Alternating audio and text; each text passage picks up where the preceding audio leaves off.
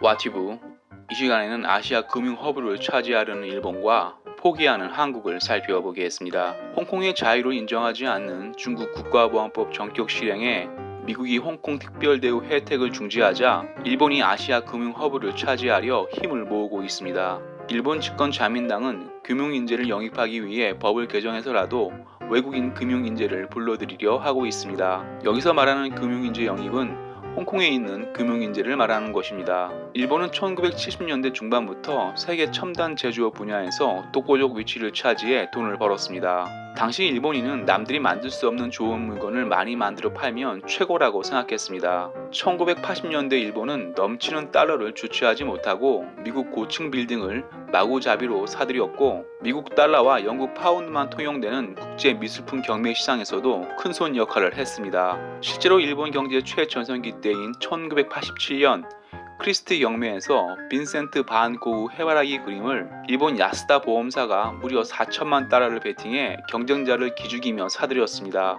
하지만 돈만 많이 벌면 된다는 안일한 생각은 일본 경제력을 시기하는 미국 공격에 무참히 박살났습니다. 미국은 일본과 1985년 앵고를 유지할 수밖에 없는 폴라자 합의를 반강제적으로 맺고 일본 경제에 족쇄를 달았습니다. 일본은 굴욕적인 폴라자 합의 이후 미국, 영국, 홍콩처럼 국제 금융 허브가 되려 계획했지만 경직된 금융 관료와 영국이 식민지 홍콩을 계속 밀고 있어 아시아 금융 허브 꿈은 접어야만 했습니다. 일본은 홍콩이 공산화된 지금 아시아 금융 허브가 될 수 있는 절호의 기회라고 생각하고 움직이고 있습니다. 하지만 일본이 아시아 금융 허브가 되는 길은 생각보다 어렵습니다. 일본이 아시아 금융 허브가 되려면 여러 장애물을 넘어야 하는데요. 그중 가장 큰 장애물은 경직된 금융 관료입니다. 일본은 경직된 금융 관료 탓으로 관치 금융이 떡하니 자리 잡고 있습니다. 관치 금융은 정부가 개입하기에 발빠르게 움직이는 국제 금융시장에서 늘 늦게 움직일 수밖에 없습니다. 여기에 일본은 기업 세금이 높아 세금을 피하려는 성질이 강한 금융사는 일본을 꺼리고 있습니다. 그렇다면 한국은 어떨까요?